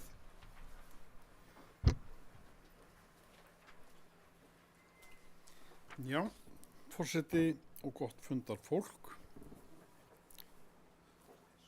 Það ætla nú að verða með síðri fundum. Ég ætla nú að fara yfir það bara helsta frá því að við komum hér saman síðast. Það svo sem þessi hefðbundni fundir varðandi starfsmannamálin og fundir með sviðstjórum, hafnarvörðum og stjórnendum hafa verið bara haldnir með hefðbundnum hætti. Hvað samstarfsverkefni varðar þá höfum við fundað í stjórn almannavarna. Auk þess að teknir hafa verið sérstakir fundir sem tengjast bara veðurfarinu eins og svo sem ekkert nýtt. Fundar var í stjórnum brunabótar, samtaka sveitarfélaga á köldum svæðum, sameiginlegs fundar stjórna samtaka sveitarfélaga á köldum svæðum og samtaka orkusveitarfélaga. Stjórn skólaskrifstofu kom saman til fundar þar sem mótuð var stefna varðandi slit félagsins nú áramótin og verður haldinn aðalfundur núna á föstudaginn þar sem þetta verður væntanlega afgreitt með formlegum hætti. Ég hef síðan ásamt framkvæmdastjórum annarra sveitarfélaga átt reglubundna fundi með framkvæmdastjóra og formanni sambandsins ásamt fulltrúum kjaranefndar þar sem umræðuefni hefur verið staða kjaraviðræðna og fundað hefur verið með fulltrúum Rarik og Hitaveitu varðandi næstu skref í færslu Hitaveituna á Seyðisfirði yfir til sveitarfélagsins. Og ég vil bara segja það að ég bjartsýnni nú en ég hef verið hingað til varðandi það að þessi yfirfærsla eigi að geta orðið með ásættanlegum hætti. Ég veit setið fund varðandi skíðasvæðin í Stafdal og Oddsskarði, en þar er loksins komið á það samstarf sem unnið hefur verið að árum saman. Búið er að koma á samræmdir gjaldtöku og aðgengiskortum sem að nýtt verður sama aðgangskerfið á báðum stöðum. Það er virkilega að fagna því hversu náið og gott þetta samstarf er orðið og mun það verða til mikils vegsauka fyrir skíðasvæðin okkar ágætu. Stóramáli hjá okkur undanfærið, auk vinnu við gerð þjónustöðni, hefur verið að klára vinnu við fjárhagsáætlanagerð fyrir næsta ár og næstu 3 ár þar á eftir. Fjárhagsáætlun var tekin til síðari umræði hjá okkur núna áðan og er ég mjög sáttur við niðurstöðu þeirrar áætlunar. Samkvæmt henni erum við að ná ásættanlegum markmiðum varðandi bæði rekstur samstæðu sem og alhluta og í raun betri niðurstöðu en við vorum að horfa til við gerð rammaáætlunar fyrra á árinu. Það er líka vert að hafa í huga að samhliða því að við erum að efla rekstrarafkomu sveitarfélagsins og halda okkur vel innan skulda viðmiðunarmarka sveitarstjórnarlaga erum við að fjárfesta í innviðum sem leiða til þess að sveitarfélagið verður áfram ákjósanlegu valkostur bæði fyrir íbúa og atvinnulíf. Á dögunum fór ég ásamt fræðslustjóra í heimsókn í frístundamiðstöðina Sólina hér á Héraði sem er staðsett í gamla hádegishöfða í Fellabæ og í skólum í öðrum byggðakjörnum sveitarfélagsins. Þarna er sértækt frístundastarf að ræða sem snýr að fötluðum börnum og ungmennum og það var virkilega ánægjulegt að sjá og ná að upplifa það vandaða og metnaðarfulla starf sem þarna er unnið. Og ég fagna því líka að húsnæði gamla hádegishöfða skuli vera nýtt til þessa og hvernig starfsmenn, aðstandendur og styrktaraðilar taka höndum saman við að skapa þarna það umhverfi og það andrúmsloft sem gerir þessa starfsemi framúrskarandi. Og ég hvet ykkur öll sem ekki hafi náð að kynna sér þessa starfsemi eða þá starfsemi er þarna fyrir fram að gera það því hún er okkur til mikið sóma. Og lokum vil ég minna á jólaköttin sem verður haldinn í húsnæði Landsnets og dekkjahallarinnar nú á laugardaginn. Þar verður sveitarstjórnarbekkurinn eins og vanalega og mun ég verða ásamt sveitarstjórnarfulltrúum til skrafs og ráðagerða með íbúum og hlakka ég virkilega til þeirra samverustunda sem þar verða. Þar verður okkur örugglega klappað eitthvað á bakið, kannski ekki eingöngu. En ég ætla ekki að hafa þetta lengra. Takk fyrir mig. Þá er skýrsla sveitarstjóra hér lögð fram til kynningar og dagskrá fundarins er tæmt og ég ætla að slíta fundi og óska öllum gleðilegra jóla.